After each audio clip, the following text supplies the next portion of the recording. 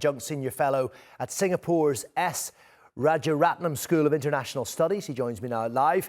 Thank you very much indeed for your time. How optimistic are you that something positive may come out of this week's talks? I'm not optimistic.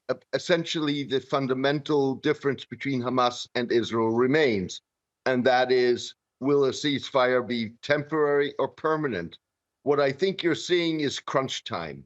In other words, the two parties are preparing for negotiations, but they're preparing as much for success as they are for failure of those negotiations, wanting to ensure that the other side is blamed for potential failure.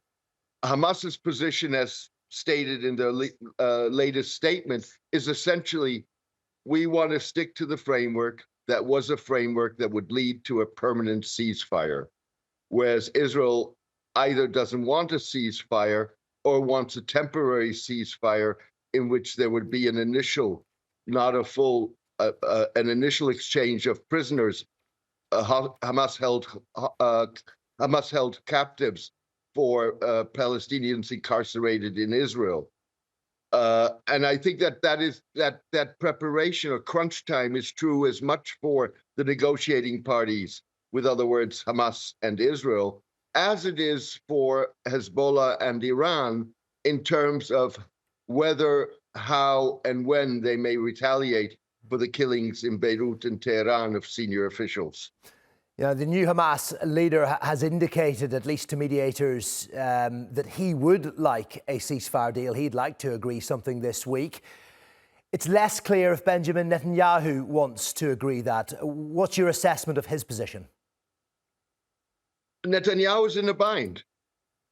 He's under pressure to basically ensure that these ceasefire negotiations are successful, yet he's putting at risk his cabinet and his coalition, given the fact that the far-right ministers in his cabinet, particularly Bezalel Smotrich, the finance minister, but also the national security minister, Itamar Ben-Gvir, have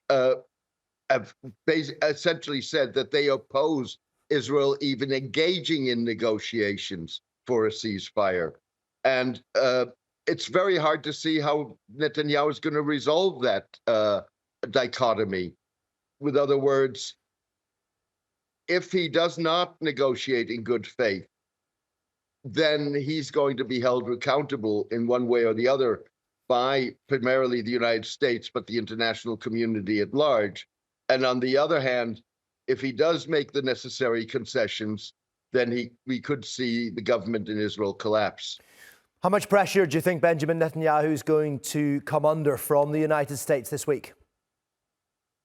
It's hard to judge. I mean, you've had the statement by U.S. President Joe Biden that he thinks that a ceasefire is possible before the end of his term.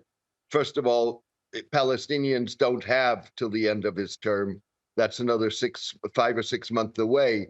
But on the other hand, Biden wants two things. One is he's put his credibility on the line to a certain degree with this ceasefire proposal and with the statement that the United States, Qatar, and Egypt issued saying that a ceasefire is mandatory and needs to be concluded now.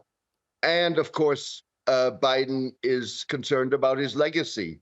He would like to have a ceasefire and an end to the Gaza war be his legacy when he steps down in January of next year. James, we thank you very much indeed for your analysis. James Dorsey there joining us live from Singapore. Thank you for having me.